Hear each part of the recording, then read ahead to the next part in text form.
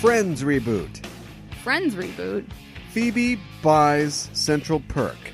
Oh boy. And Ross's little brother, who...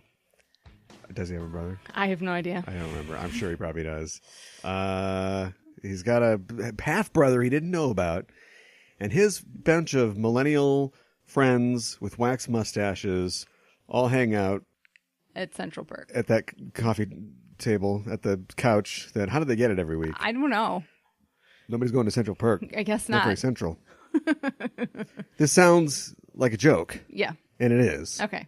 But it's very plausible.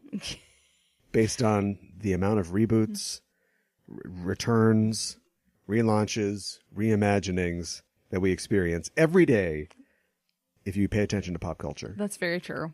Are any of them successful or loved? Reboots? MacGyver. Why not? Richard Dean Anderson, who I think is, I don't know how he's doing. Okay. He's still out there. Yeah. Did they approach him? Like, did he do a walk-on? Has he been on Good question. MacGyver? I have no idea. Why not have him be like MacGyver's dad or something, like the new MacGyver's dad? Sure. Yeah. Or something. Or MacGyver, like James Bond. It's just a code name. Sure. You are the MacGyver now. You're the MacGyver now. Yes. Here's your duct tape. I'm passing my baton on to you. Here's your paper clips. Yes. Get out there. That's right. What?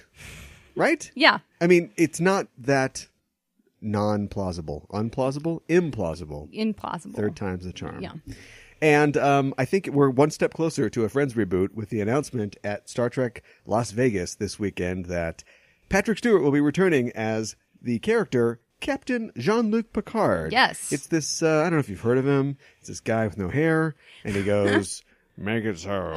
And that's what he does. And apparently this drove the internet insane. Yes. Now, I promise, I'm looking at a clock. I don't have a technical timer, but we won't go more than, let's say, 5 minutes on this. Okay. Mostly because if you want Star Trek talk, we've got a Star Trek show called Enterprising Individuals, spelled like it sounds.com, where I'll be talking about this for sure this week on my news show. But this is a huge deal, and it isn't just a deal for nerds. Regular people, Yes. you know, norms. Yes. Cheers reboot coming soon. Are excited about this. It made the front page of CNN. Which is crazy to me.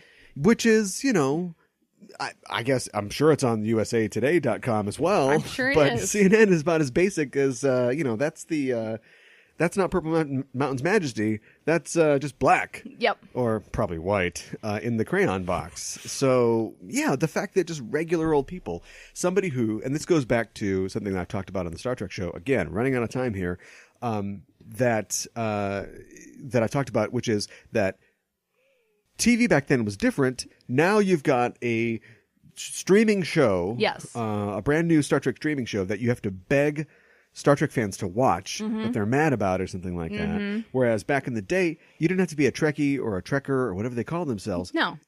Everybody watched that. Yes. So, you know, you could be gainfully employed as a bank teller or a bricklayer, real salt of the earth Cab type. driver. Yeah. Yeah. Or a dominatrix. I was trying to mix it up a little bit, you know. Wow. And you watched it. Yeah. And so you're whipping absolutely. somebody, you know, on Monday morning. Wow. What's the safe word? It's Darmok. Jean-Luc Picard. Yeah, No. right. Everybody watched it. And so wherever you are now, maybe still whipping, I don't know. My goodness. With a different whip, of course. Of course. You'd outlast the whip. You hear about this and you're like, I'm going to check that out. He's the guy, Absolutely. he's the bald guy, and he's got the guy with the beard, and Yeah. the green ladies are kissing him. Right. And Data. Yes. Data. You know? Yeah. Yeah. If it's an SNL sketch, a couple of them, then it's in the public consciousness enough that, and my question is, why wasn't this the first thing they announced? Why did they do this? That's a good question. Discovery show. Maybe they had to make sure that he was on board. But of course he's on board. He's freaking Jean-Luc Picard. Is he doing a lot? I don't know that he is doing a lot. I mean, he's not Blunt talk is playing, over. Yeah, he's not playing Professor X anymore. That's over. Yeah. Yeah, maybe you're right. Maybe So. you're right. Maybe it was a timing thing. Yeah. Well, it's going to happen. It was been rumored. It's now been confirmed. almost offhandedly. I Yeah. feel like he was doing a Q&A and he's like, yes, I will be returning to play this iconic character. Any other Right. questions? Right. Yes, the uniforms are very scratchy, made of wool. So we've got, here's the bad news. There are he's producing, Okay. which is, Fine. look, guy's been doing this forever. Might as well get He's a smart producing enough to, credit on yeah, it. right, exactly. If you're a smart actor, you get a producing credit. If you're 78 and you've been doing this for years and years and years. Yeah. Michael Chabon will be a writer-producer on this. He's Okay. the Pulitzer-winning author of The Adventures of Cavalier and Clay, The Yiddish Policeman's Union, and a bunch of amazing things, and making me wonder if it was always just his aspiration to become a guy sitting in a writer's room with a bunch of other nerds half his age drinking bad coffee. Is this what he really wanted to? Yeah, Right. I'm proud of the Pulitzer Prize, but what I really wanted to do was, have to break a couple stupid stories about green alien women. Right. Is that what he wanted? And then two guys who I think are lucky to be here, Akiva Goldsman and Alex Kurtzman, the Yes. Kurtz. Yes. Can't explain We that. know how you feel about both of them. Oh, don't make it about me. You find me somebody that likes Winter's Tale. I'm positive that you could, but he does have an Oscar in screenwriting. Yeah, that's true. Because nothing makes any sense. Well, yes. Beautiful mind. So right? anyway, yeah, well, not so beautiful. No, is it? So anyway, that's the big news out of that. It's very exciting. Like we said, people that aren't even nerds are excited about it. Nerds seem to be pretty excited about it too, which is weird because nerds hate everything. That's true. They And do. that's something that we want to talk about on the show today. The show being the Just Enough Show podcast. I'm your host, Caliban, joined as always by my co-host. Hi, I'm Mikan Hana. We did a show maybe 3 or 4 years ago now called Nerds 1. Now what? Yes. What was the thrust of that show? What was the point of that show? The point of the show was talking about how nerds have, basically fought and won pop culture, and then it's like, well, now what? Now that you are the mainstream, We've achieved. now what do we do? Yeah, we've achieved cultural acceptance, if not supremacy, in terms of what people consume as pop culture. Yes. Speaking of those aforementioned bricklayers and bank tellers and possibly dominatrixes, natrixes, right? Yes, I think so. So you're just a dominator if you're just a guy then? I guess. Dominator, dominatrix. Yeah. We don't need to get into this. No, we don't. Anyway, yeah. You watch Transformers. It's Yeah. the biggest movie franchise ever, except Yes. for Marvel movies and Star Trek. Yeah. And Star Wars. Yeah. So it's everybody likes this stuff now because you remember, oh yeah, the toys that made us. Yeah, I got it. I'm not a nerd. Right. I want to see a muscle car turn into a robot. That's right. I guess. They look really weird. They don't look like robots. So that's kind of what we were talking about 4 years ago. And we were like, well, what are we going to do now with our power? And the answer was, screw it all up real bad. Because now we live in a dystopia, and we'll talk about maybe what's behind it later, but we live in a dystopia where nerds hate the things that made them nerds in the first place. Yeah. Every single thing is a reboot, and every single person has a very negative opinion about that. Ahmed Best wanted to kill himself because of what people thought about Jar Jar or something. My gosh. And yeah, this is Nerds 1-2, Nerd Rage. Yes. That's what we'll be talking about today. And because we like to tie what we talk about to something that we can kind of sink our teeth into in terms of a artistic work, a movie, a television show, a comic book, or a film, we did watch a film, and we'll be talking about that film. Not a review so much as just a view, an examination culturally about Sure. what it meant at the time and what it means now. And that film is The People versus George Lucas. Which is kind of a throwback now because of everything that's changed Don't give it away. with Star Wars. Don't give it away. I'm not. We will definitely talk about it. Yeah. But it is definitely a cocktail of concentrated rage Yes. over a property, and Yes. quite if there was as a documentary, I don't know if there is a starring, but the first thing should be starring entitlement, Yes. played by everyone. Exactly. Everyone holding a GD lightsaber. So that's what we'll be talking about in the main feature. I wanted to mention real fast that this is the first time in a long time that we won't have an interview from Convergence 2018. Yes. because this was a month. We did Yes. a nice little post-celebration, but we do have another interview from Convergence 2018 talking to Melissa frickin' Olsen. That's right. That it's- stands for frickin'. It's long, substantial. It's not Yes. long, it's substantial. Yeah. And so I'll be releasing that as a separate track as soon as I get it edited. In an Very unrelated cool. side note, anybody know any editors? Video, audio editors? You want a you. job? I know you. Contact the show at Okay. justenoughtrope@gmail.com. This is a real offer. I can't say that there will be a lot of money involved. There might be, but definitely compensation will be considered if you feel like getting involved and you know how to edit audio, Yeah. because there's just too much. There's a plethora. It's too much. Yeah. I mean, it's good. It's a good position to be in. Right. Add a couple more desks to the office. But yeah, we're going from like hosts. We write everything. We're the talent. We edit and design everything, and it's time to bring somebody else in. Yes. Captain Picard didn't fly that ship himself, That's right. except for that one episode where he flew the ship himself. Booby trap, where they had to get out of the booby trap. Yeah. What about the one where he was like stuck on the ship and he was like trying to get his way back to Time was it like squared 10? or whatever it was called? He got to 10 forward. Like the people who took over the ship, they didn't know Oh, what that was he Starship. looked like. Starship Mine. That's the Die Hard on a spaceship one. Yeah. They didn't know what he looked like Captain Picard. I know. They didn't do their research. Yeah, I know. Because he totally plays it Isn't off. that like no? he's That's the somebody guy else. from Dune. That's not. No, Yeah, don't worry exactly. About it. Yeah. Well, maybe they didn't have syndicated UHF to watch the show on. It's so different now. Everything is so different now. Yeah. And of course, this Captain Picard show will be on. You brought it back. I think we're still within the 5-minute time limit, though. We couple are. more seconds. It's on Discovery, or excuse me, on All Access. Yes. Again, I repeat. Why not just start with this? Why did they start with Discovery? This is going I to don't bring know. so many people in who are going to come and try to check this out. Yeah, you're absolutely right. They're gonna 25 be- seconds left. Pitch. What's the show going to be about? Oh God. Aging. It's hot in here. I'm drinking Jean-Luc Picard Ice Diet Coke. is That's what that sound is still Aging. I don't know. Mature. He's still doing some adventuring. Maybe he has an ensign or somebody young underneath his wing who's going on adventures with him. I don't the know. Scent of a Woman. TNG. The Next Generation. That's what you're saying, right? Yeah.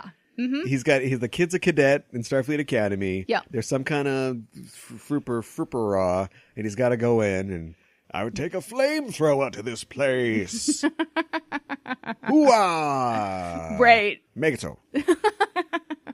What's this dominatrix doing here? Yeah. It's a rule of 3. Let's talk about the news. So on the whole tip of reboots and remakes and reflips and Yep. reflops, I don't have a specific news story, but I did want to mention the crazy amount of remakes that are coming up. Sony is looking at a Facts of Life Okay. reboot, which that one actually kind of makes sense, I guess. It's been a long time. Because you don't have to, Tootie, all those other Blair, all the good Joe. Right. I know more about this show than I thought I Is did. it going to be the same theme song? No, well, yeah, obviously. You just give it a Facts of Life. but you can just totally just redo it. It's just in a girls' school, which, do they still exist? There's got to be a girls' school somewhere. There has to be. Yeah, and it doesn't have to have any connection to the original one. It doesn't matter. It's fine. Fine. Alf. Warner Brothers wants to relook at Alf. Right. Now, if you're going to go back to Alf, you have to resolve Alf, because Alf got canceled and he got grabbed by the government, and they didn't know if they were going to ever see him again. Oh, man. And so you need to continue That story. with that. Yeah. And I don't know if William, what's his name? The dad on Alf. Was that the actor? I don't know the actor's name, but he's Willie, Yeah. I don't know if he's still with us, but come on. If 80-year-old Captain Picard can be on a show, Yeah. let's get Willie back in here. Right. Willie!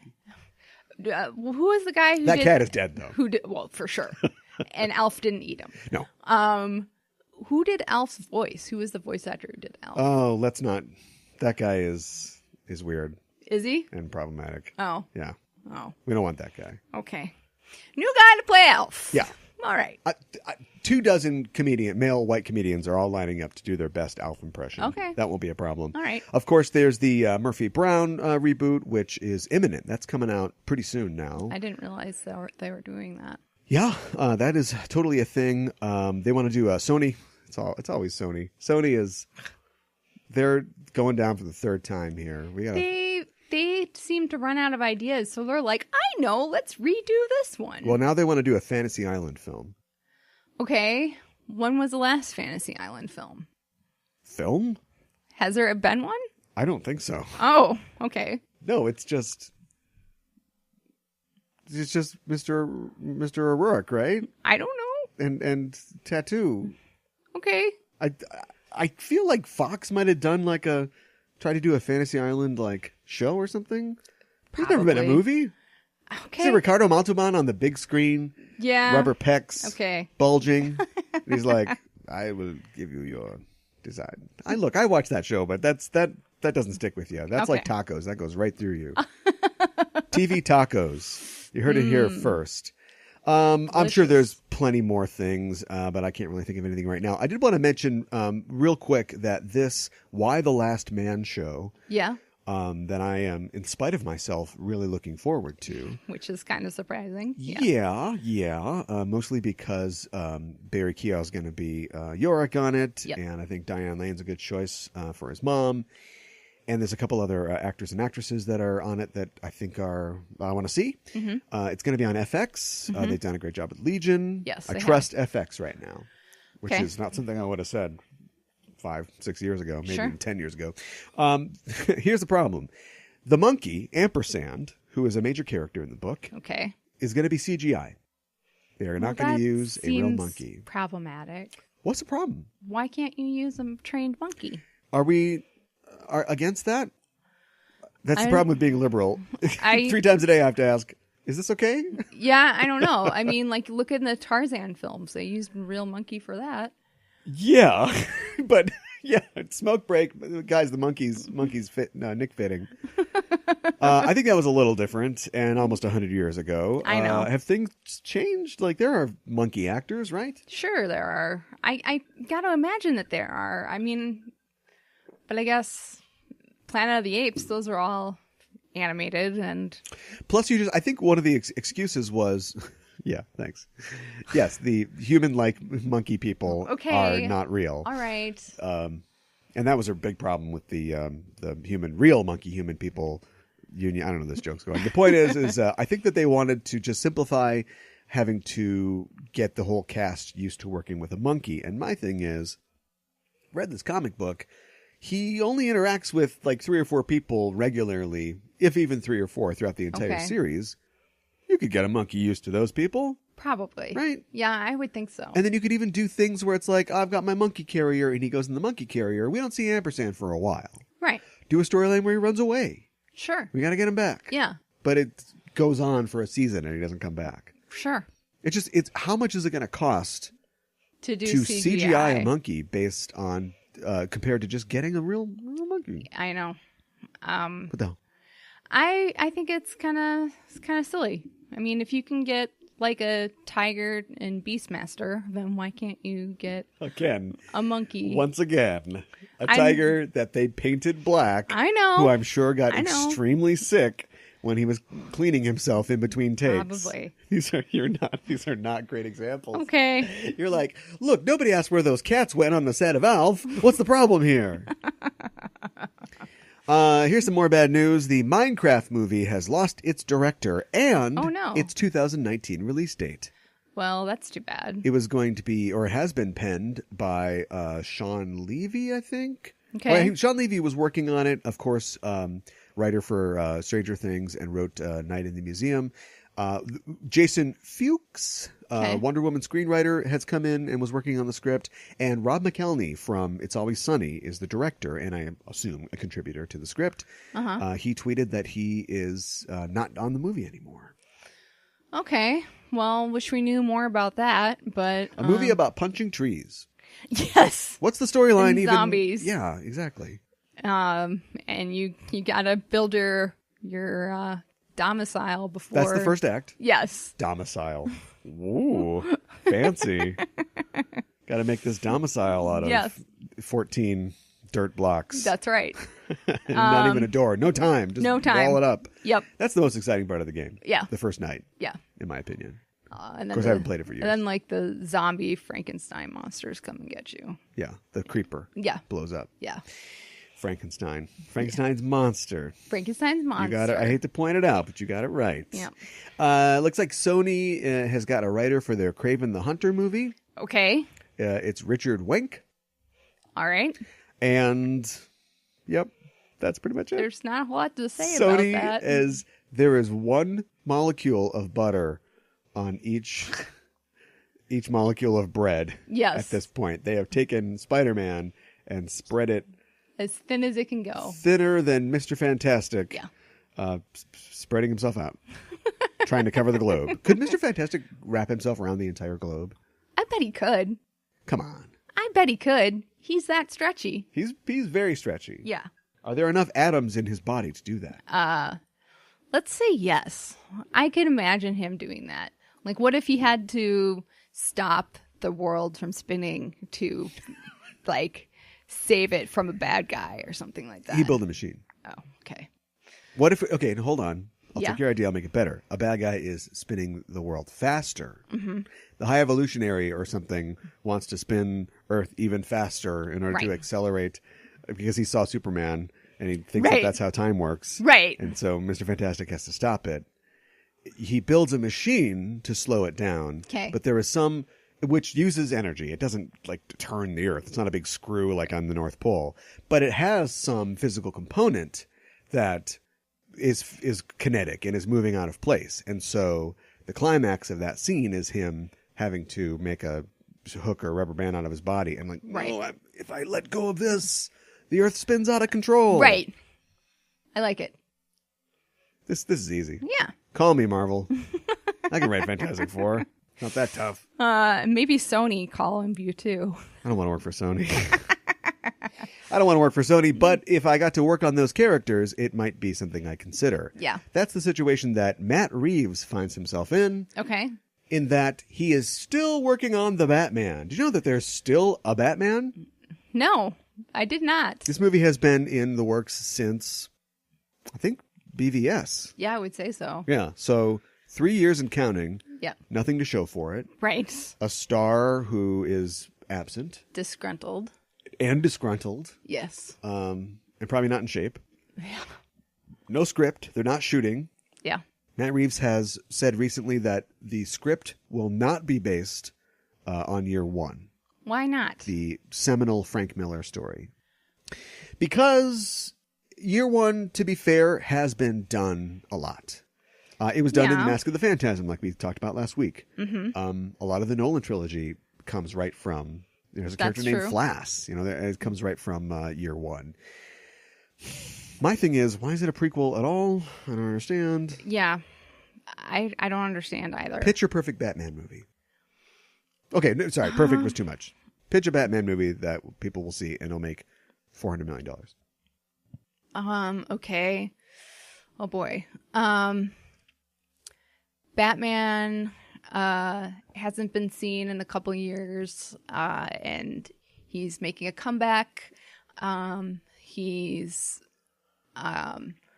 was disgruntled about how well he was keeping the streets clean, and I'm doing too good of a job. That's right. And Gotham doesn't need me anymore. Right. And the crime rate goes on a rise, and he realizes, no, I really do need to. I better get back there. Yeah. So he gets Who's the back in villain? shape. Probably the Joker, because the Joker is usually the villain. All right. You sound like a Warner Brothers executive. You sound like a Sony executive. I take that back. I'm sorry. What about, like, the Joker sends the Batman a love letter or something like that? What about... I can't do this without you, baby. Something like that. They never... No homo. Hashtag bat no homo. Mm-hmm. They'll never do that in the movies, I don't think. Okay. The closest they get is, I could do this forever with you, like at the end of Dark Knight. Yeah. But, yeah. And then, like, the Joker is in it, but we see there are 4 or 5. Well, that's too many. There are 2 or 3 sub bosses that the Joker is throwing at Batman. Yes. And he's got to get to the Joker by the end. Right. And then you think that there's some, the Joker's going to drop a nuke on Gotham City or something like that. And it turns out there's just confetti in it. And he's like, I just wanted to be close to you. Right. That's going to get rewritten for sure. I think a movie executive is going to say, that's not, there's no stakes there. But there's totally stakes. Yes. I'm going to here's mine. You didn't ask, but I'm going to tell you. Okay. I'm going to cheat. Do Son of the Demon. Just do Son of the Demon. What's Son of the Demon? Son of the Demon is I'm going to get in trouble because I don't know Michael Barr. I can't remember who wrote it. But anyway, It's a not in continuity tale from the 80s. Kind of like Killing Joke. How Killing Joke was just Marvel did this too. They did in their Marvel Masterworks, was it? But they do these like one shot, like 60-page. There was no graphic novel. There's no concept of that back then. But they were early graphic novels where it's God loves, man kills. Like that was never supposed to be in continuity for the X-Men. So Son of the Demon is Ra's al Ghul comes out and he goes, Batman, I got a problem. I know we're enemies. Just stop punching me for a second. This guy is trying to, I forgot the plot too, but anyway, the point is like, this guy is trying to take my kingdom or something. It's going to be way worse if he's in charge. Because you know what I want to do. We have a rapport. So come help me do this. And so Batman leaves Gotham City. Let's take it out of Gotham City and see what happens. Okay. And this is where he introduces him to Talia al Ghul. And Batman ends up having to examine the nature of who he is. Is he a superhero who stops purse snatchers or whatever, or stops the Joker? Or could he be a leader of men? Is he destined to be, because Ra's al Ghul's whole thing is exceptionalism. It's like, I deserve to rule Earth because I'm the smartest and and I will make it better. Okay. And he sort of tempts Batman he puts Batman in charge of like an army and stuff like that. And they're fighting against these guys. And it's a lot of non-Batman-y type stuff. Okay. Also, in the meantime, he falls in love with Talia al Ghul. Right. And this is for the sequel, they conceive Damian Wayne together. Okay. So it is flashbacky. You flash back a couple years, long enough to give us a couple years in the future, so Damian can show up as a 10-year-old or 8-year-old or whatever. Sure. To be Robin. But in the end, he rejects, Ra's al Ghul's thing, but he solves the problem. They're going to shoot some missiles or something like that. He stops that. Everything's fine. He thinks that Talia's lost the baby, but she hasn't. She keeps it. And he goes back to Gotham and, is a stronger, better Batman. Sure. No, I didn't write any of that. That sounds good. Yeah. All right. What would you add to that? The Joker. They would add the Joker for sure. Yeah, the Joker. Wow, his kid becomes Robin, huh? That seems a little... Damian Wayne. That seems a little... All right. Well... well, what do I want to say? Irresponsible? Like... How many times has Robin died and been... Mike W. Barr.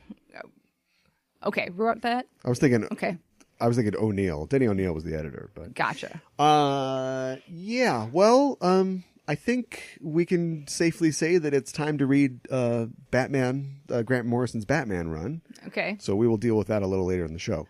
Wasn't this a Craven story? Yeah, it was. Which just reminds me, let me add, of the Craven and Underworld. Okay, come on. We're talking about Batman. I know. Batman versus Craven. There you go. All right, so we got that all set up. Speaking about the DC movie tip, the Lego Batman movie and Lego Ninjago movie writer Jared Stern is writing a Super Pets movie. Okay. Are we supposed to be excited about this? Wow.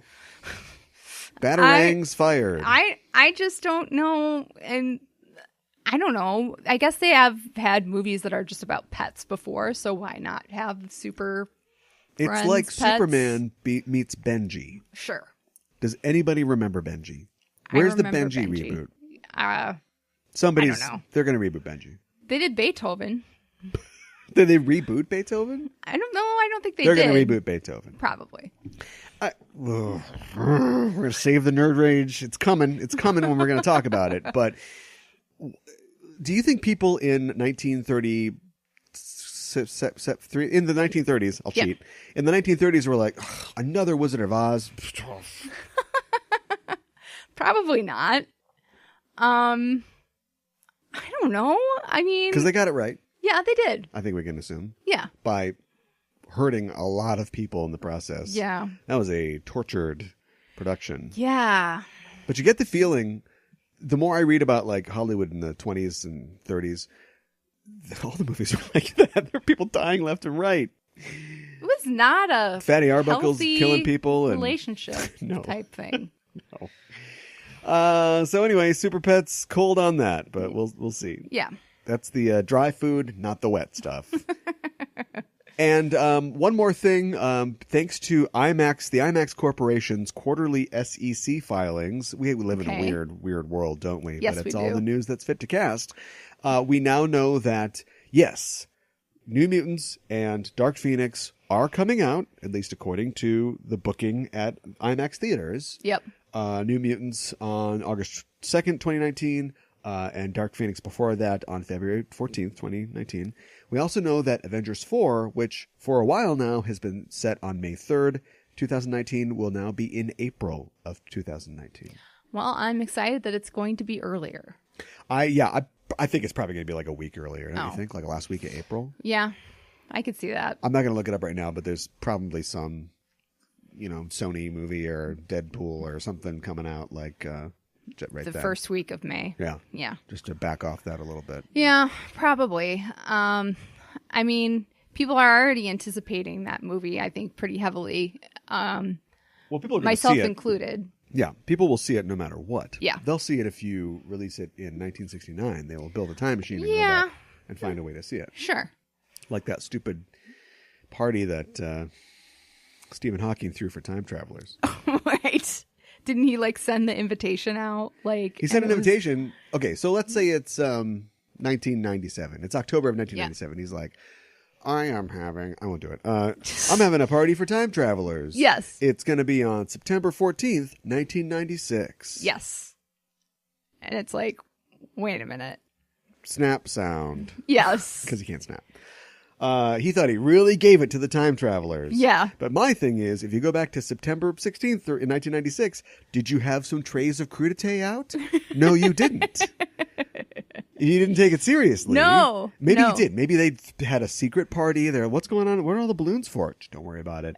And they had a party. They waited all day long. Right. The balloons are deflating. Yeah. The crudité is hot. They threw everything away and they're like, okay, now we're going to send these invitations out. But I think that you probably didn't have a party set up. So I just think the time travelers would go, why would I go to that party? That party's terrible. Right. All he's got is crudité. Yeah. And it's hot. They can go back in time to when it was cold. There you go. Yeah. Right out of the fridge. You are a crazy ass son of a bitch. You are a no good bastard. You are full of bullshit. You can pucker up and kiss my ass goodbye. Jaja Binks. Jaja Binks. Jaja Binks. Jaja Binks. You are a crazy jackass. You are a stupid. You asked me something the other day. Okay. It might have been after we finished watching The People versus George Lucas, a 2010 documentary film Yep. made by Alexander Philippe. Mm-hmm. I think you asked me, why won't Disney, now that they have bought Star Wars from George Lucas, Yep. why don't they release the original trilogy? Yes. Without any of the extra rocks or, screams Just the or original shooting tridge. first or whatever. Yes. Why don't they do that? That would be money in the bank. Absolutely. They could go off and make 1 million live action Hunchbacks that are going to suck or whatever. Mm-hmm. Oh, we didn't even talk about. Well, we'll get there. Okay. Live action Hunchback. It's I've derailed from my train of thought now. Now I want to from start. your mouth to now I God's want ear. to talk about live action Hunchback. How would they fix, in the Lindsay Ellis style? How would they fix Hunchback? I don't. They definitely I don't insert know. dialogue that made us know that Phoebus really respects Esmeralda. Right. What else? Esmeralda would. They would show more scenes about how then they say gypsies, they say gypsies. Yes. But I'll just say the Romany people went to the guys that lead the city, you know, and tried to like, hey, can we live over here? And they're like, no, screw you. You're dirty gypsies. They said gypsies. Right. The fictional people I made Yes. up said gypsies. And so they were forced to live in the sewers and be inveterate criminals that steal from everybody Right. and try to hang you if you just want to come and like talk to them. Right.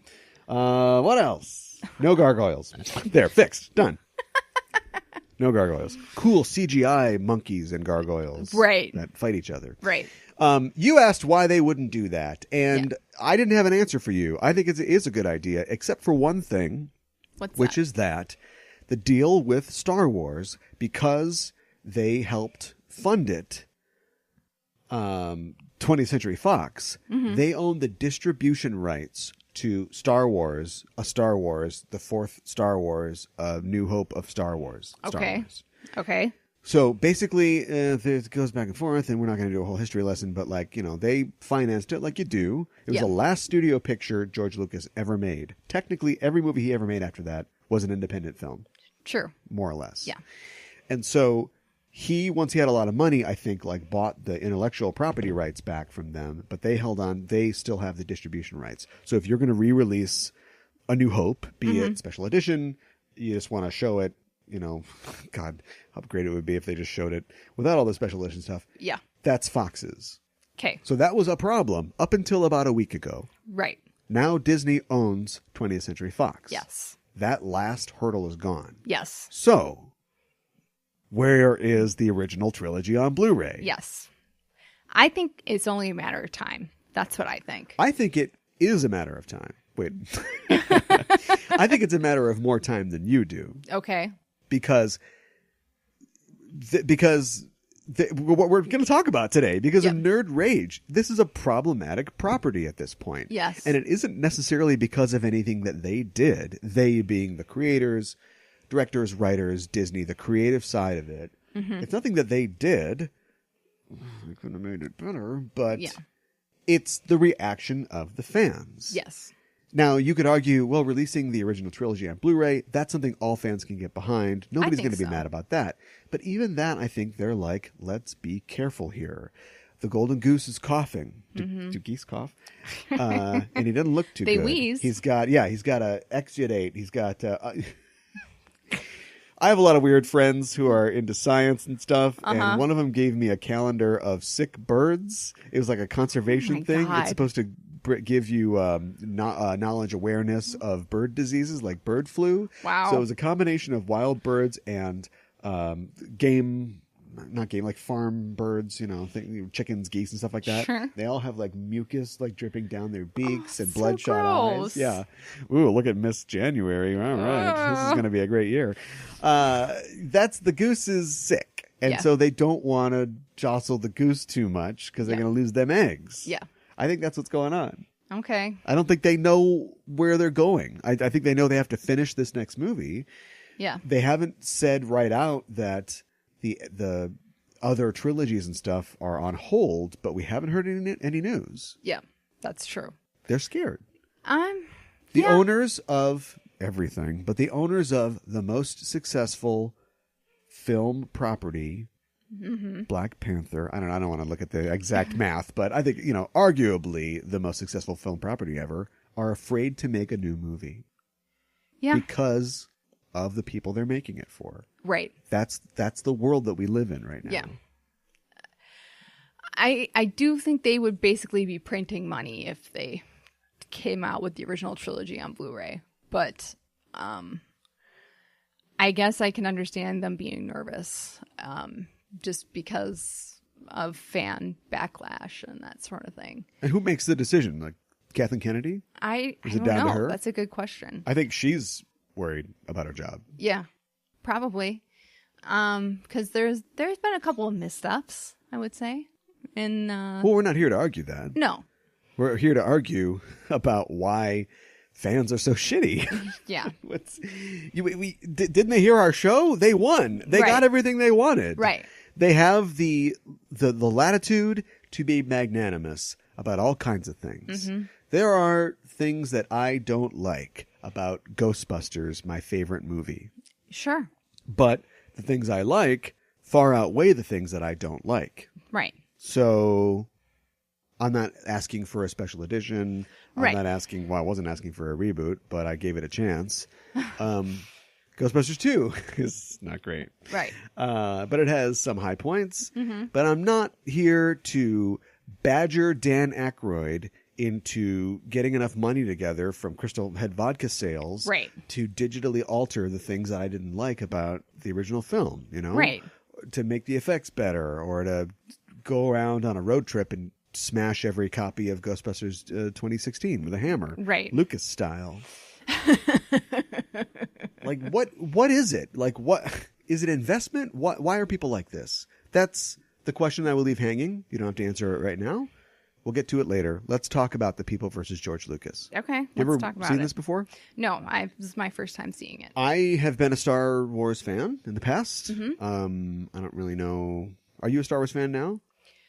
Um, You love it. Don't even try. I would say yes, even though there are some of the newer films I don't like as much. Yeah, or really at all. I'm so tired of Star Wars fans. Yeah. I'm not somebody who's into. I mean, I know a lot about it, but I'm not somebody who like really absorbs the ancillary properties. Mm-hmm. I do like a good Star Wars comic book. Sure. A big part of which is because I like the 1977 comic book. Yeah. You know what I mean? And I just like comics. But it's like I don't read a lot of the novels. I have read some. I don't watch the Clone Wars, Right. although I've heard it's great. Right.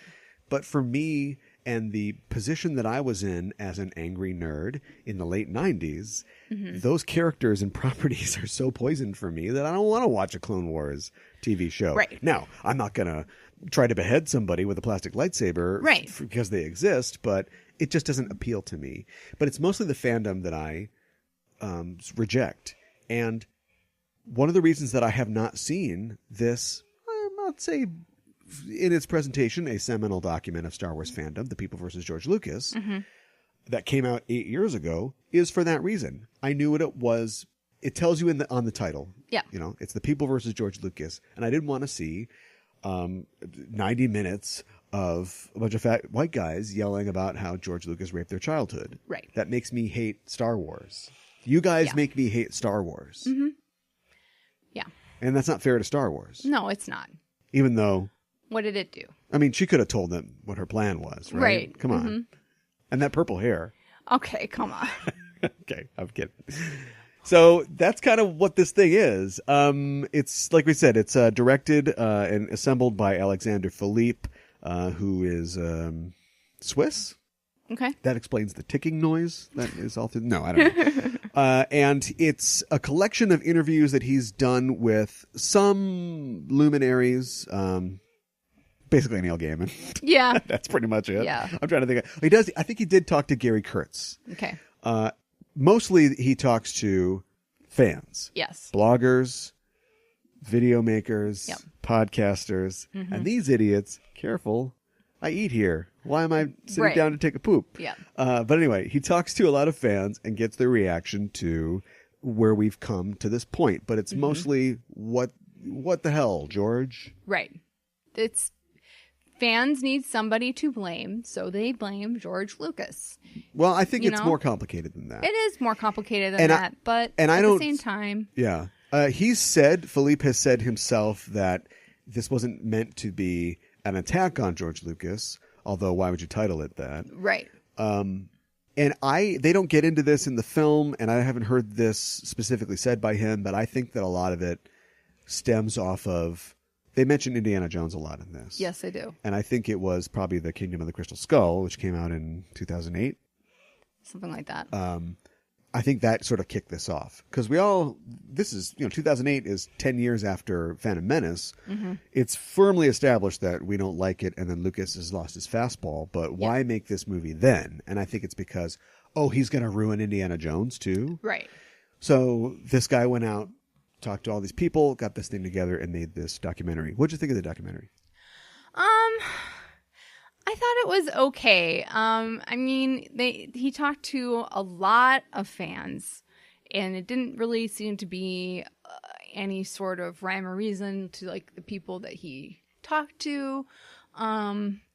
So I guess I wasn't exactly sure what I mean, it's called The People versus George Lucas, so I guess it's talking to the people. Yeah. But even that title characterizes it as like a case, like he's going to lay out a case. Yes, and you would think that George Lucas would get to defend himself. No kidding. Something. Yeah, exactly. Yeah. I thought that it would be. I was not impressed. I think that it was ultimately, even though my skin was crawling a lot during the film, based on just some of the way that these people behave. Some of the way these people express themselves. Yes, which is not well. Yeah. Careful. I know. We eat here. I know. Is that it was not structured very well. I mean, he clearly went out. I think they say in the blurb for the film that he went through 600 hours of footage. I'm sure so he did. certainly cast a wide net, Yep. assembled it together, but I didn't like the structure. I thought that it would be, here's the thing, this is your title, right? Maybe he came up with the title last, but present it like a court case. Sure. Have an opening argument. Yep. Maybe from both sides. You present evidence. You have witnesses in the form of Gary Kurtz, Neil Gaiman, and MC Frontalot. The judge calls to the stand. Right. MC Frontalot. Right. You can cross-examine them. You don't have to have like a mock courtroom, but in any other documentary, you would. You would have black and white actors, somebody dressed up in a flannel shirt. Right. You would do that, right? Right. And it's not. It's just set up chronologically, basically. I think it's set up in like 3 chapters, and it just basically goes from they loved him, what's wrong with this, we all hate him now. Yeah. And that was the whole structure. Yeah. So I was unimpressed with the structure of it. It lacked to be fair, it's a lot to put together It into is. a narrative. But just picking that sort of bog standard chronological narrative, I thought they could have did a little better there. I will give it a compliment, though. They assembled quite a bit of fan footage.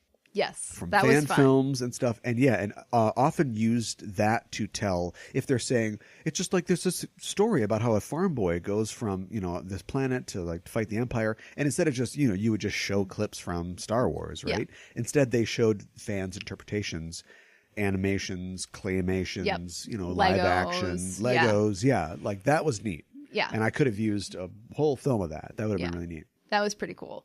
One thing that you pointed out after we watched it, and I have to agree. Agreed. But they didn't talk to a lot of female fans. They didn't talk to any. There were, I think, 2 women that he specifically Spoke to. talked to or chose interviews that were with them. But otherwise, it was exactly what you think. It was white guy, balding goatee, standing in front of a bookcase, sometimes with 2 other balding white guys with goatees, just talking about how Jar Jar sucks. And it's I get it. I get that that's the narrative. And we don't want to do that today. Today we're going to talk about, I think we should talk about how it did get here. Yeah. And also why people want to just rail on forever about how Jar Jar sucks. Right. Well, I do think that it was a missed opportunity because I do think that there are a lot of female Star Wars fans. Sure. And so I think it was a missed opportunity to not have them represented better in the film. Yeah. So, because they could have presented a different perspective, I think. Or just more of the story. Yes. They're not from Venus. Right. Exactly. Although I've been told they are, but just the other half of the fans' response, Yes. which we didn't hear. Why do you think this all happened? So here's something else. Another reason that I didn't watch this movie up until this point is because this has been my life since the prequels came out. Yep. Fan conversations. I've seen the fan films like, Troops and all that stuff. I've seen a million YouTube videos about what's wrong with this and that and the other thing. And I just didn't need to see some guy up some guy's nose as he talked into his webcam about how screwed up the films are now. But I'll say that having seen a lot of that stuff, I have sort of formed my own opinion about what happened, like why this happens, why he released the special editions and changed a bunch of stuff. Yep. Then when they put the special editions out on DVD and Blu-ray, made more changes that weren't even on the screen when he had released these special editions. And just want to say real quick, one of the reasons that that Philippe includes a lot of fan films in here is that his core argument, which he does not, I don't like it when you really hit something real hard, but he does not hit hard enough. I think one of his main points is that Lucas himself testified in front of Congress, in the 80s about Ted Turner colorizing films, and Lucas saying, these films, they don't belong to you anymore. Basically about how the films belong to the fans, but also to society. Like, it's over. Like, this is black and white. Them. I don't want to see Casablanca in color. Yes. That's not what it is. If you go to the Library of Congress, it's black and white. It's not in color. And then we go full circle to the point where I want R2 hiding not behind rocks, and you've put rocks in front of R2, and what are you doing? That's not what the film is. Exactly. So, and when I think something that came up during the course of the movie too is like, when do the films stop being yours and start being the fans? And once they become the fans, do you have any ownership over them anymore? Why do you think he feels the need to continually edit these things? I don't know. I mean, he's not the only one who's continued to edit things. I mean, look at Blade Runner, for goodness sake.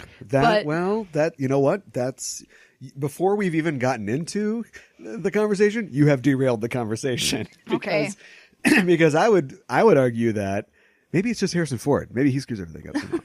I would argue Something with its face. that was Star Wars is a movie that he got to make. There are definitely some things that were cut out that he probably really wanted in, and some cooler head went no. Yeah. But Blade Runner is a movie that he didn't get to make that the way he wanted to, and the studio messed with a lot. And so, yes, if you put Blade Runner, but I think Blade Runner might be in the Library of Congress, and I'm sure in it there's a guy going, "That's what my wife called me, cold fish." Like, I'm sure that's in there. Yeah. But thanks to digital technology, nobody with a choice will ever watch the theatrical cut of Blade Runner ever again. Right. Now, the fact that there are 4 more versions after that, with and without Unicorn, I think you're right. I think it's a similar situation. But Ridley Scott doesn't come... Well, I guess he kind of does. They're all available. Yes, that's the problem. Yes. That's the difference, I should say. Or like... For fans. Did they talk about this in the movie, or did I get this from somewhere else? Terry Gilliam... They do talk about this in the movie. There's a couple different... There's the studio version of Brazil, there's his version, and then there's like the extra goofy version or whatever. Sure. But he's like, watch whichever one you want. He doesn't care. Yes, exactly. Which I think is a testament to him as an artist. And I think it shows George Lucas his need to control his art, because he's decided... These are the changes that I wanted to make and I wanted to have in the original films. And not only that, I don't want the original films to be available to you anymore, because those were mistakes, or they weren't how I wanted them to be. So therefore, I'm not going to have them available to you anymore. Yeah, but why not just make another movie? Why not just do something different? I know. I think he is a man who has become obsessed with his own world and telling his stories, and I don't blame him, though. No, I can see how because he's become the custodian of this gigantic thing, the biggest film property ever. And there's a clip from the film where he goes on the Daily Show, and he's there. I'm not sure when it was, but I'm going to assume he was there to talk about Red Tails or something like that. Sure. And the first thing that happens is Jon Stewart is like, okay, hold on for a second. Before we even start, how did Ponda Baba and Dr. Evazan get to the thing? And it's like, I know it's a bit, but that is his day all day if he leaves Skywalker Ranch, which he probably doesn't do much anymore. Right. Unsubstantiated photos of him eating in food courts notwithstanding. Right. If that is your life, you will have to be obsessed with it due to everyone's obsession with it. Yeah. And you are at the center of it. That's true. When you Google George Lucas documentary, this is the only thing that comes up. Okay. And I don't feel like this got a lot of cachet. No, I don't think so. I mean, when it came out, people were like, "Oh yeah, that's touching the zeitgeist." Right. Like, I think it got that kind of coverage. The Red Letter Media guys, who everybody knows now, because of their review of the special editions, talked to this guy in a YouTube video that's hard to find now. It's somewhere on YouTube still. You can still find Okay. it. But they talked with him about his experiences, and they also went to the premiere of the film in Chicago.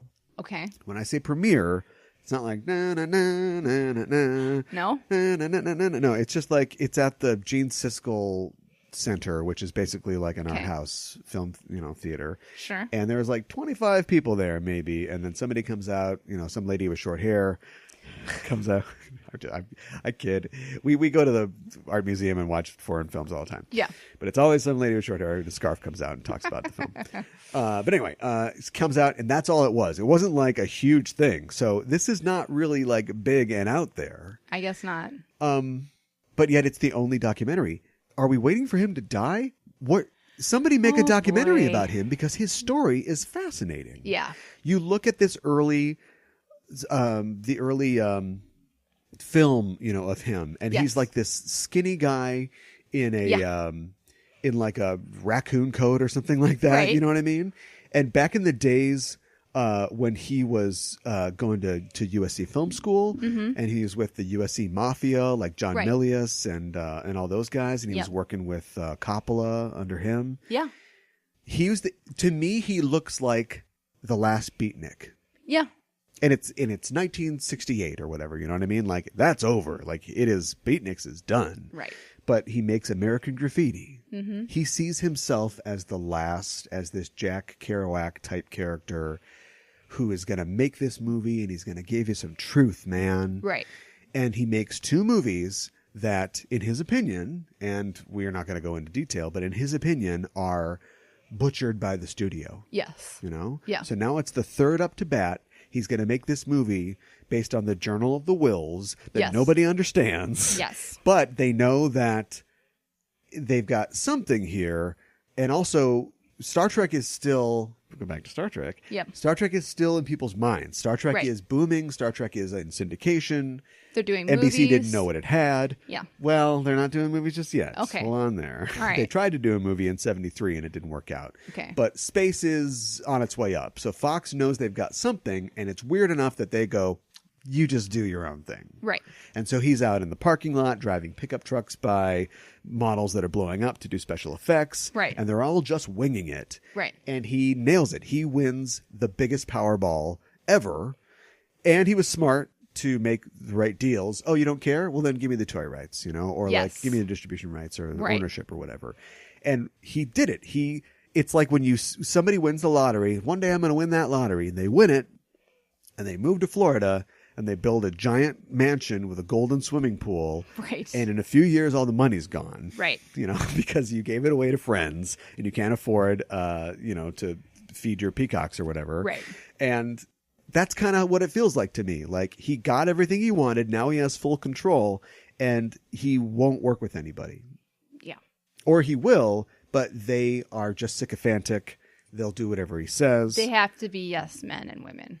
Exactly, yeah. Yeah. A lot of people know that Star Wars was kind of a mess, just in its raw form, and Right. it won an editing Oscar in 1977 because Marcia Griffin and his ex-wife and other people did this masterful job of editing this very strange, disjointed story together into Right. this narrative. Yes. And it won an Oscar. Right. Well, they got divorced. Yeah. So he lost her.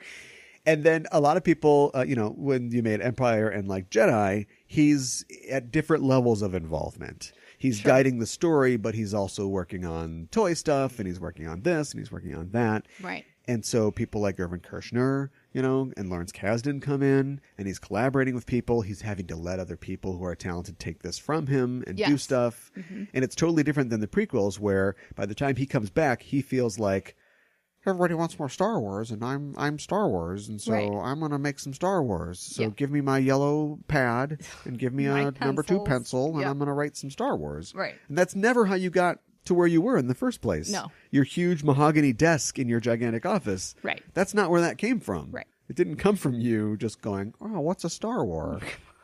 I mean, it kind of did, like way, way back in the day. Yeah. But Yeah. But I think he became so big that nobody could say no to him.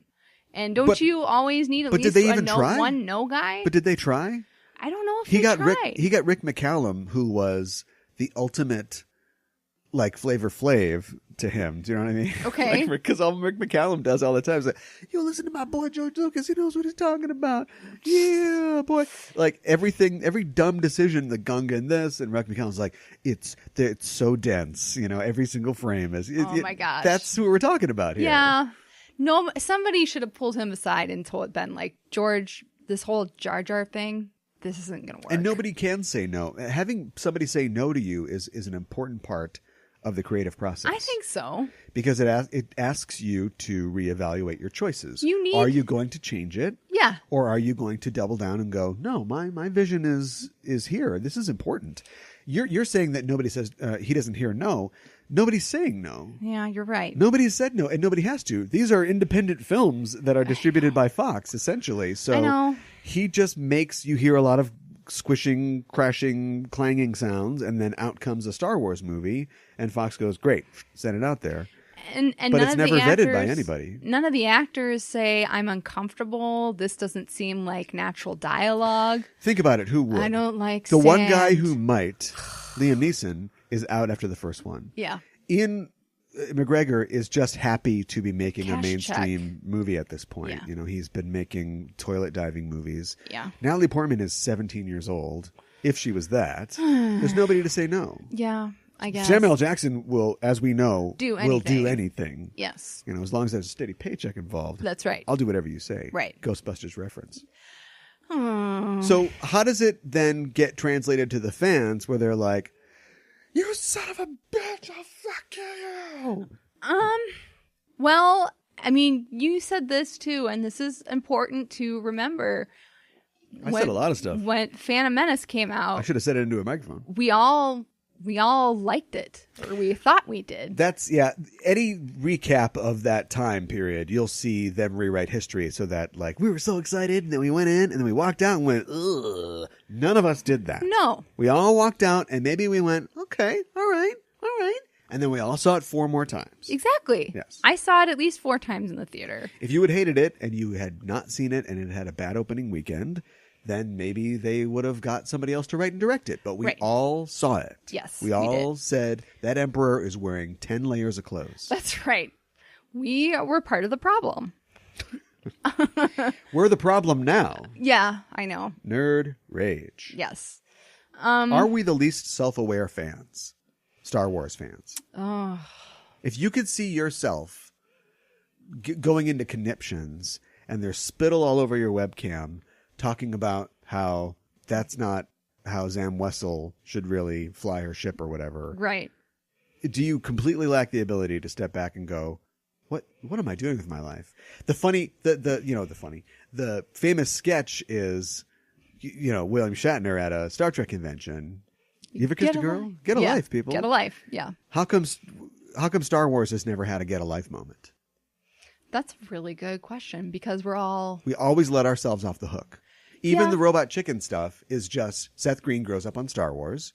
Then instead of going, I'm sick of Star Wars at this point. I can't believe Dexter or whatever. Right. Screw you.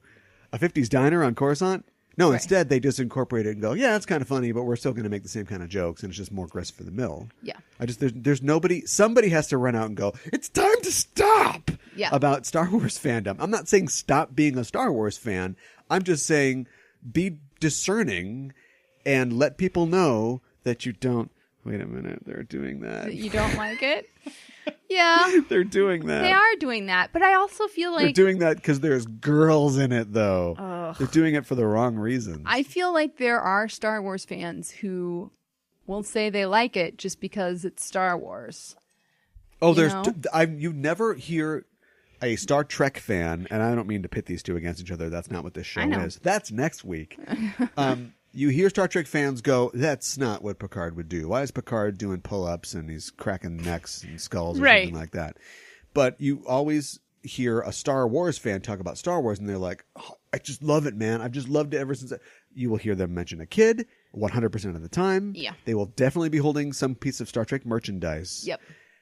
It's like hypnotism, or it's like, what is it?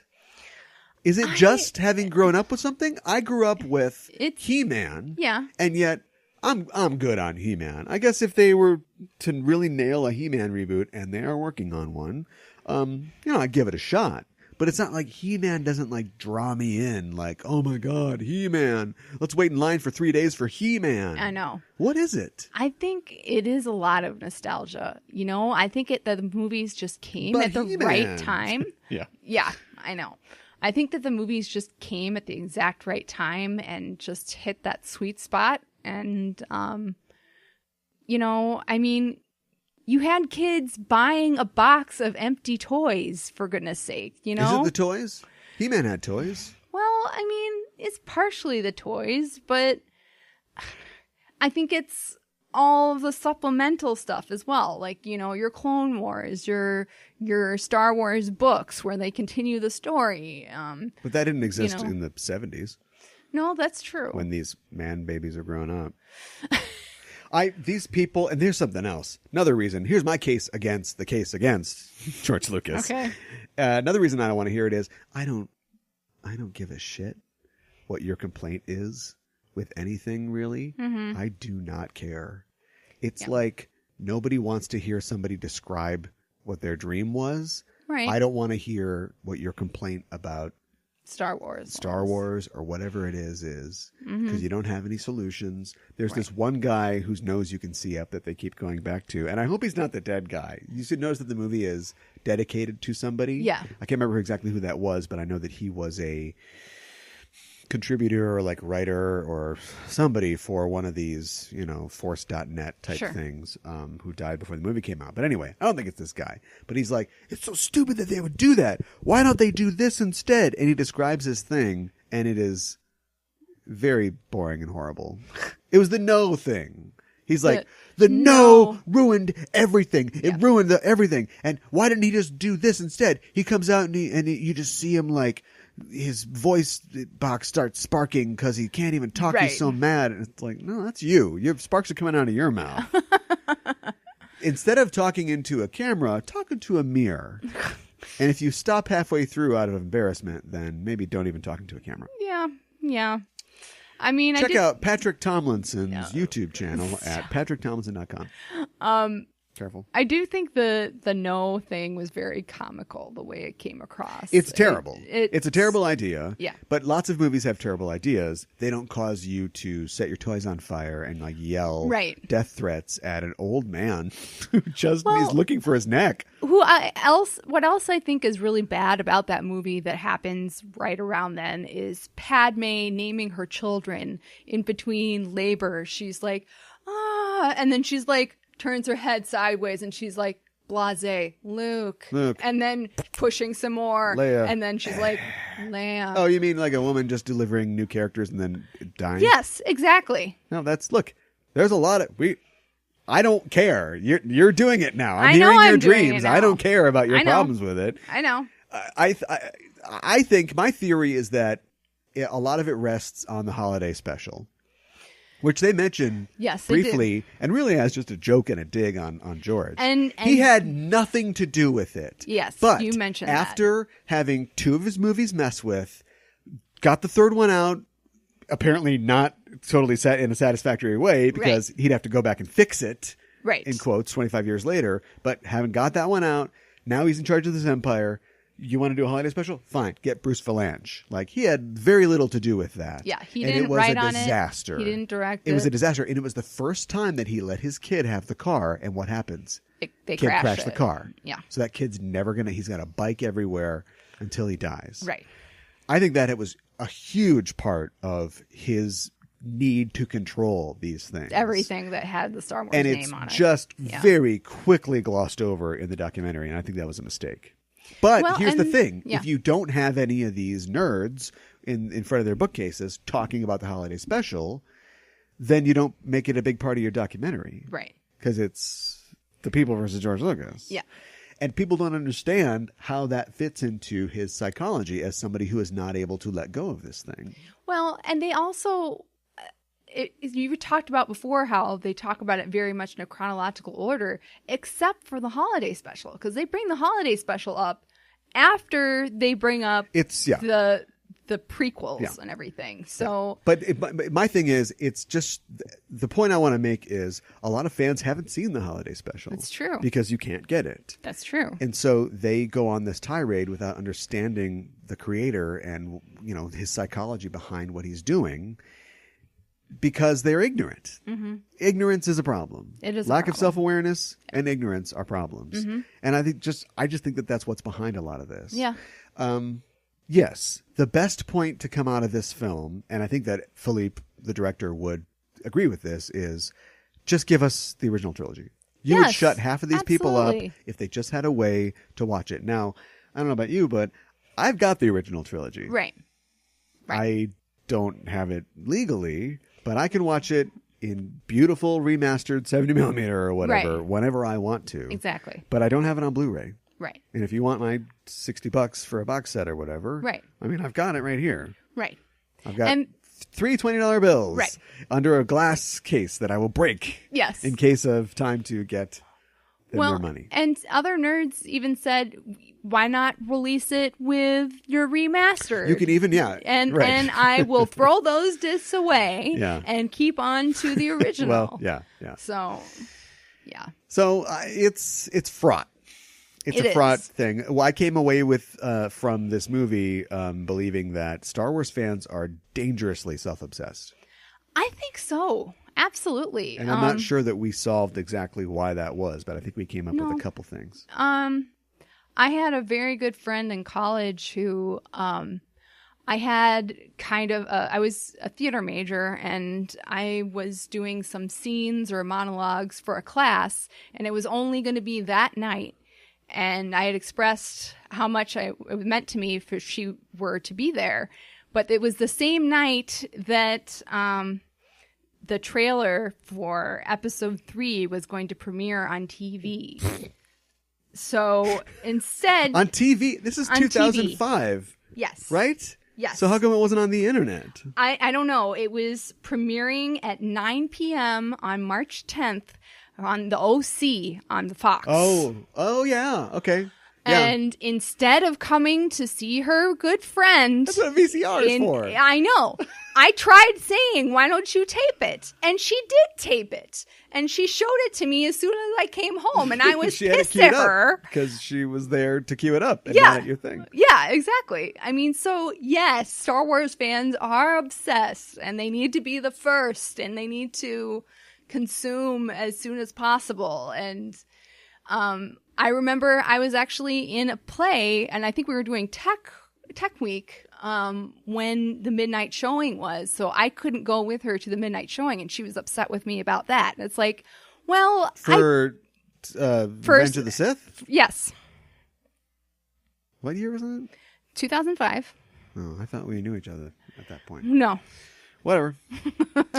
It's a minority of fans, though, right? I think, isn't it, or is it not? Most fans could just take it or leave it. They definitely saw Phantom Menace at all, the prequels, and didn't like them. Right. But they're not screaming into a webcam. They're not, singing songs about how George Lucas raped their childhood, right? Right. I would agree with you on that. And I think that some people are just so hungry for Star Wars. Even if you hurt them, George Lucas, they'll still be coming back for more. I'll buy it, but I'll hate it. Yeah. Also, it's not really the filmmaker's fault, but don't be interviewing a guy and have him talk about George Lucas raping your childhood. And then he talks about how, maybe our childhoods deserved it because of the way they were dressed. And then cut to, 6 girls in Leia bikinis at a convention. That's not the way the world is anymore. No. You can't do that. No. And that's in poor taste. Bad choice. By the guy who said that, and then you for cutting it together. Yeah. Yes. Just cut that part. Don't have that guy say that. Yeah, That's not an important thing to talk about. No, it's not. Well, the funny thing about this thing is it's already a period piece. I know. Because as it was coming out, it was just simply, Lucas had basically, resolved to never do any more Star Wars. Right. There were properties being spun off, of course, on Disney XD or whatever else. Mm-hmm. We didn't know that the whole thing was going to be moot and be sold to Disney. That's right. And so now we've got Disney properties. We've got 2 films coming out of J.J. Abrams and Disney. Yep. And people seem so blown away by the response or the negative response to The Last Jedi. My question is, how could we not have seen this coming? The document, the text was there in 2010, and it was called The People versus George Lucas. Yes. This rage was already there. Yes. Like, it already existed, or at least the capability to react like this has always been there. Yes. And the model for it is, what's the title of this memo? Bin Laden determined to attack in U.S. In this case, it's fans determined to flip out and lose their shit over small, tiny things in your film. Yes. Right. And we're going to harass an actress enough so that she will want to quit Twitter. That's not okay. That's too bad. Yeah. The whole Ahmed Best thing, I don't buy it.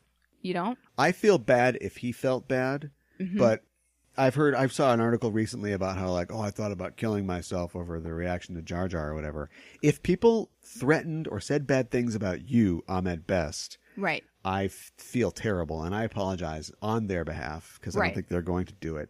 But I don't think a lot of people know who Ahmed Best is. I think you're probably right. Right? Yeah. I think people and I feel like at really this, didn't like maybe Jar Jar. it had to be and maybe it had to be the nostalgia cycle coming back around. But I feel like Ahmed Best went to a Star Wars celebration today. He would be totally welcomed. Yeah, People would be happy to see him there. Yeah. So, don't give me that when you're going on I Was There Too and telling your stories about meeting Michael Jackson and stuff like that. Like, you had fun playing Jar Jar. I'm sure he did. Yeah. I'm just going after Ahmed Best. Yeah. For some reason. It's unfortunate because I just feel like that character gets a bad shape. I don't know. Maybe fans can't make the distinction. They see a dumb idea for a character and they attack the actor who's just doing his their job. part. Yeah. Exactly. It is kind of minstrel showy, though. It is, and I blame Lucas a lot for Jar Jar because he was so sure that Jar Jar was going to win everybody over. That's something that I don't know. Did he sit down with his number 2 pencil and write, "Misa gonna give you the big boom" or whatever? Did he do that? I don't know. I feel like he did because I felt like he thought he was coming up with something really special, like really funny, and something that kids were going to just absolutely love. Right. And, I think there are some kids out there who like Jar Jar, but... Oh, no, kids love Jar Jar. But... That worked out fine. Yeah, it's the adults that don't really like Jar Jar. Right, and maybe we should talk about that, too. Yeah, the whole Jar Jar thing, I don't know. He fell asleep watching Amos and Andy or something. It's unfortunate. But that's something we need to talk about, too. This isn't for you. Right. These are kids' movies. Right. So why do you, very large man... Yeah. feel the need to get so hot about it? Why do fans get so hot about stuff like this?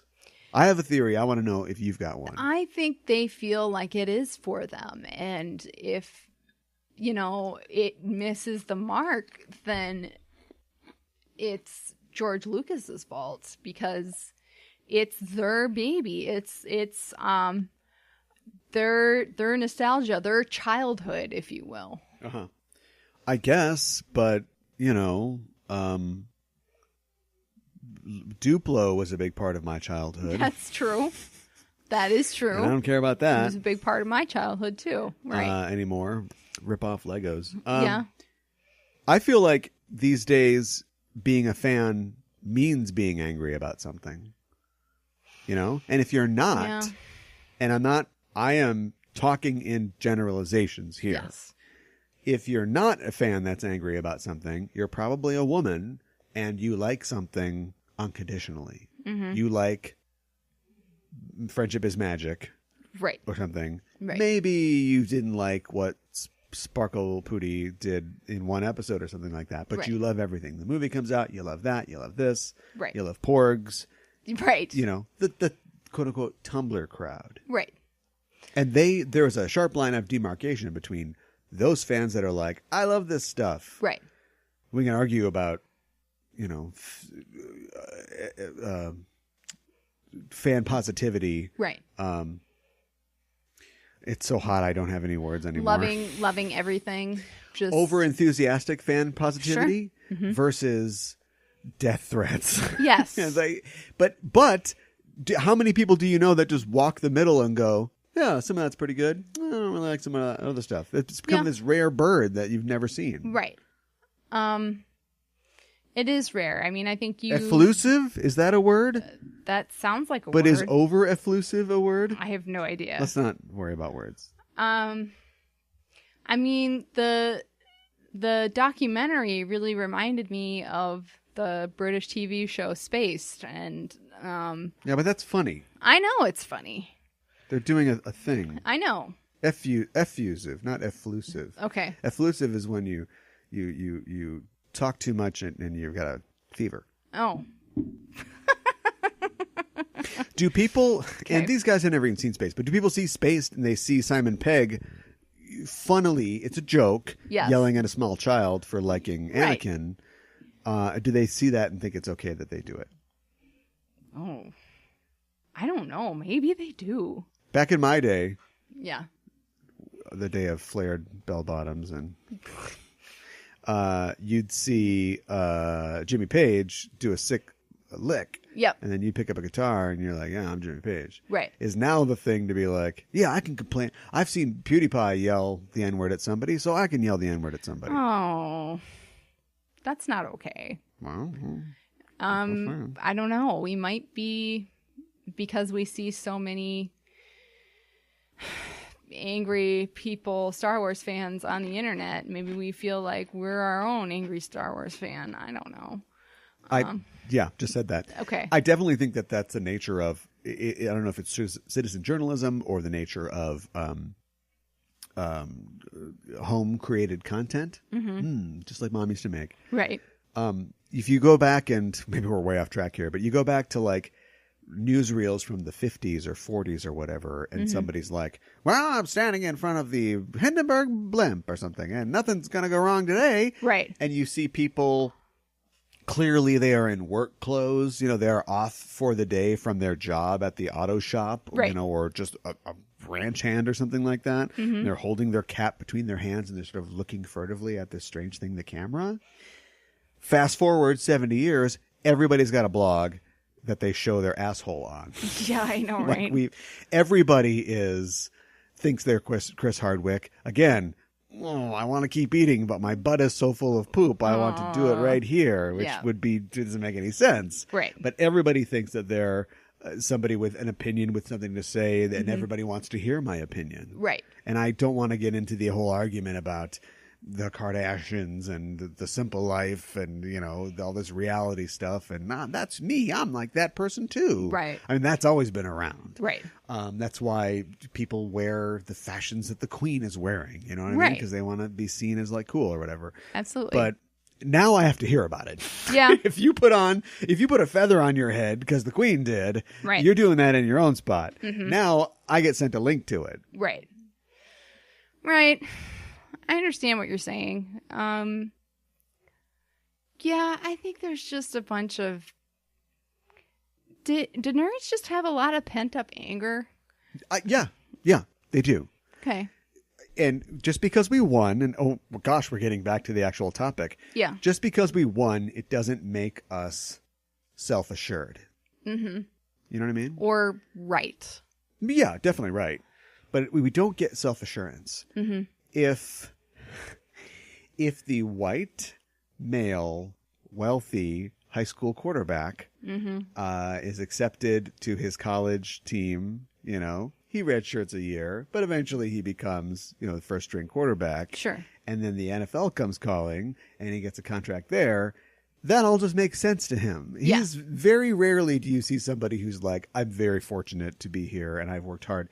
LeBron, from what I understand, although he can't stay in one city, he is somebody who is very cognizant of how fortunate he is. Right. He had pro scouts looking at him when he was in junior high.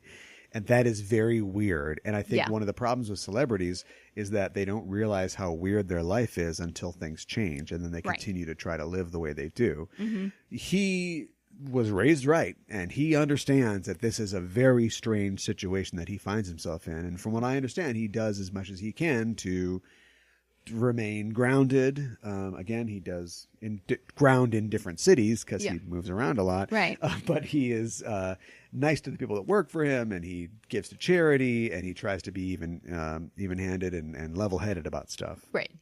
And so fans we're out of the lockers, but anytime the aforementioned quarterback walks by, we think we're going back in. Right. And I think that we get triggered about self-consciousness a lot. Sure. And so part of fandom is community. It is finding the community that you didn't know that you had. Because you can stand in your pony costume next to that dominatrix. Now it's 4. I don't know if there's a rule of 4. And we're all accepted, right? Yeah. Until something happens that we didn't expect. That was bad. Do we all think it's bad? Right. Or do we think it's good? Right. You know, we're looking at each other furtively. Yeah. There is a disconnect there that we need to figure out and find our own identity. And some people don't have a problem with that. Right. And some people really do. Something else that I think that we get mad about is we're defending that sense of community. Because if this corporation that does not care about you at all, it cares about the little pictures of presidents in your pocket. If they make another one of those things you like and it's not as good as or doesn't seem to respect the thing that they made before, right, suddenly we're in a rush to defend this because it seems like you don't take this as seriously as we do. Right. And my identity and my sense of community is wrapped up in this. And if you dilute or hurt this thing that I like, I'll have nothing left. Exactly. Yes. I think that you hit the nail on the head. So there's this knee-jerk reaction against what we see as a denial or a sidelining of our sense of community that we get out of this thing. Yeah. So you want to make a bad Blake 7 reboot, and you're going to put, Hot Pants and Jar Jar Binks into Blake 7, and people are like, oh, this is Blake 7. You heard about this thing? Of course I've heard about it.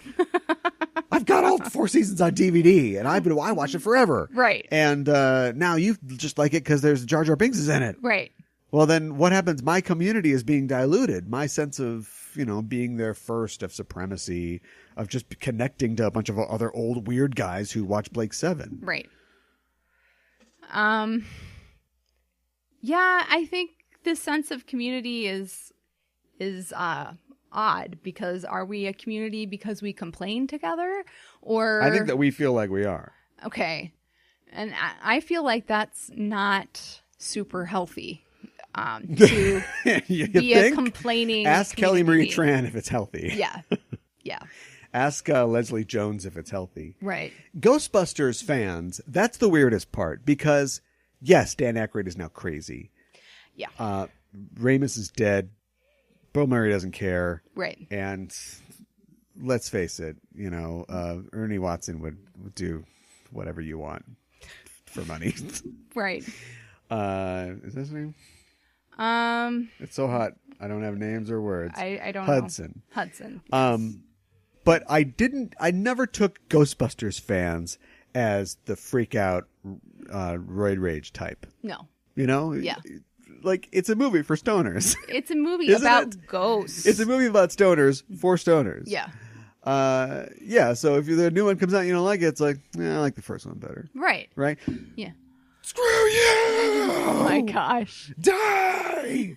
Become a ghost yourself so I can bust you and put you in the containment unit. Wow. And then you'll say, that's a big Twinkie. Oh my gosh. Right? Yeah. What a balanced debate that is. Yeah. And that's apparently what Philippe wanted with his movie. He wanted to create a balanced debate. And I'm like, did you see your movie? I don't think there was a balanced debate. No. It should have been called The Case Against George Lucas or something like that, saying this is fully we will talk to some professionals who understand. Because Neil Gaiman, that's the majority of his interview is like, it's great that you like this. Right. It's mine. Right. And so if I want to saw off Dream's head and put a potted plant in its place, it's mine. Right. So that's what I did. I can do that. Yeah. Yeah, but he also talks about how, like, people usually want more of what you produced previously. Yeah, right. So He's like, I'm writing this now. They're that. like, great, but write I would the thing like from some before. more of that. Yeah. He's like, well, no, I'm doing this now. Right. Exactly. Nobody's taken away the old thing. Right.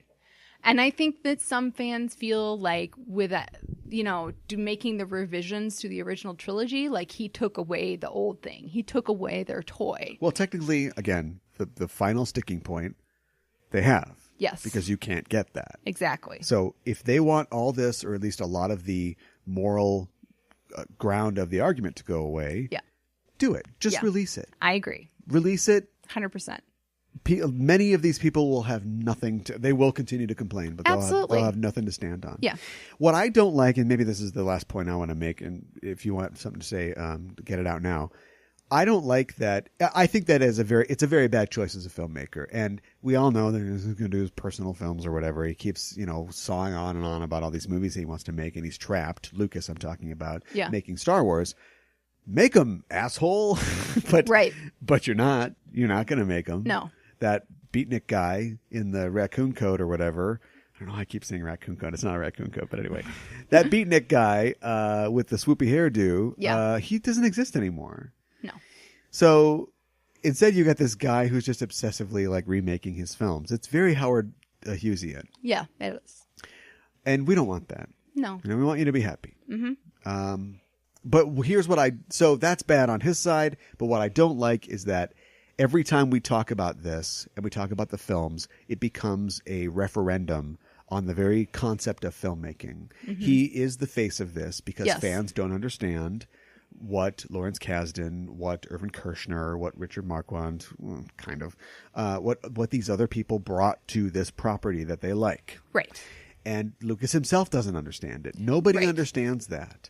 And so we're all victims of this. And every time we talk about these films, it becomes a referendum on him as a filmmaker when he is just this guy that made 2 movies. Yeah. Little movies. Yes. One of which is just a glorified student film, and then made Star Wars. And that was the end of his career as a filmmaker. And he became an impresario of this space war thing after that. Nobody asks whether Martin Scorsese held the camera, edited the whole thing together, put cream cheese on the bagels on the set of The Departed. Right. Nobody even tries to suggest that. No. They know that Martin Scorsese is the director, and he is the guy who organized all the things together to create The Departed, a movie that won an Oscar. Yes. But Lucas doesn't get that slack. Mm-mm. And No, I think he that's doesn't. and I think that's unfair, and I think that's crazy. It is unfair. I think it is because his life has become Star Wars. He does it to himself. Yes. He does help contribute to that by being the guy that goes, well, I'm going to tell you what the Star Wars are now. Right. And so his pride and his sense of being the custodian of this helps. Mm-hmm. But I wish people would just realize that He's it's just not a all person. him. Yeah. Yeah. He's a fallible human being who is not. Well, clearly. Yeah. It's a mistake to rape my childhood. Oh my God! Stop. I wish that you hadn't. Stop. I wish the South Park guys hadn't done that Indiana Jones thing. I know. That was not appropriate. No, it and wasn't. It's not funny. No. What do you got? Anything left? Any final thoughts? I mean, I think I didn't want this to. I wanted this to kind of also be about things like Star Trek reboot. J.J. Abrams, Teen Titans. People hate the Transformers films. Yeah. People hate the Disney live action films. Mm-hmm. The Teenage Mutant Ninja Turtle films. But I think that you can just go back to our discussion, take out Lucas, put in Bay, take out Star Wars, put in Turtles, and it's the same thing all over the world. It's the I same think thing. you're right. Yeah. I did not like the new Ghostbusters film. Okay, fine. I think if you go back and listen to our review, we go, it's pretty good. I think that we both say that. Probably. But I feel like I'm an enemy to my sex for saying that because... But you didn't make it about that. I know I didn't. The haters on the internet did. Mm-hmm. And then the people that made the film, like Paul Feig and the 4 female comedians, took up the challenge and made it about that as well. Yes. All they had to do was just ignore that and just make their bad movie. Right. But instead, they appealed to feminist groups and to people who didn't like the hateful men online, Right. and they drew these battle lines, so they did it to themselves. It's a film that I'm kind of question who is it for? Is it for Yeah, that's little girls? not what this show is. You know? That's not what this show is. I mean, That's not what this show is. okay. I bet you little girls love it. Yeah. I bet you they do. I bet they do too. Ghost core. Yeah. There's more coming. Well, I mean, couldn't you dress up as a ghost? Yeah, Buster sure. I can dress like a before? ghost. Give me a sheep No, I mean, and some scissors. couldn't you dress up as a Ghostbuster before that movie came out? I feel like you could, as a female Ghostbuster. And people did. Yeah. There were female Ghostbusters in the real Ghostbusters. Yes. Yeah. So, I don't know. And there was a guy in a monkey suit in the original Ghostbusters. Yeah. Not CGI. Brought it back home.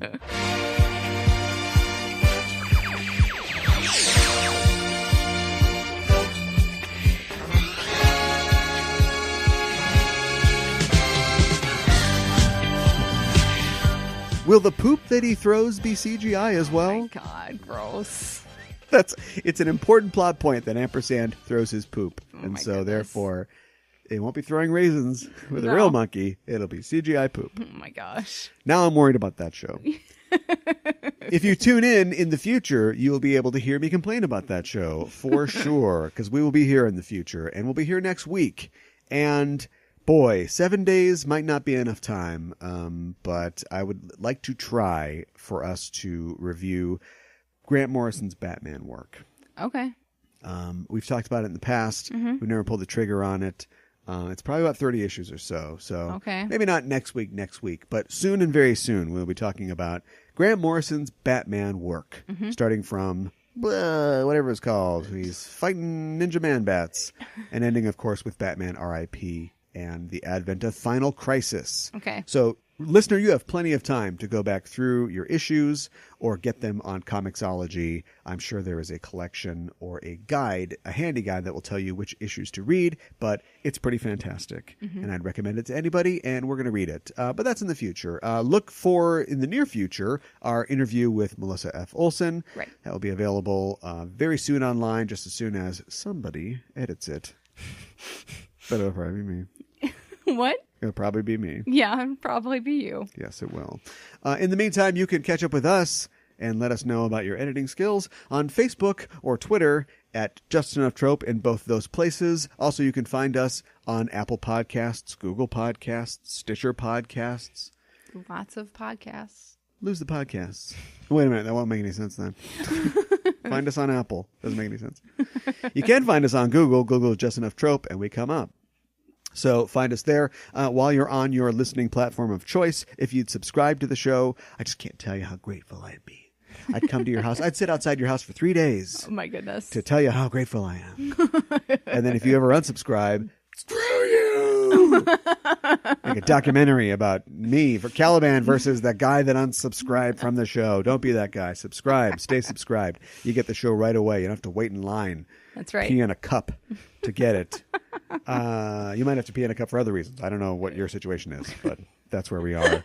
Also, leave us a review on those platforms because they get back to us and we find out what you think about us. Hopefully good things. It really does help us out. And give us a rating at the very least. Need that rating. Here's why. The higher it is, a positive, perhaps 5 of something, we move up in the ranks on those services. And that's how more eyes see us and then more ears hear us. And then tongues tell other people, hopefully, about us. If you like the show, tell a friend. That's really the best way to spread the news. So give us 5 plastic extendable lightsabers. There's just 1 million of them. They've become short. I'm looking at my 2 right now that are... Right. have a lot of dust on them, but Yep. they're on the top shelf of my shelf. I can see them from where I'm sitting. That has become, for me, visual shorthand for, I don't want any part of this. No part of this. Back in my day, we had fun.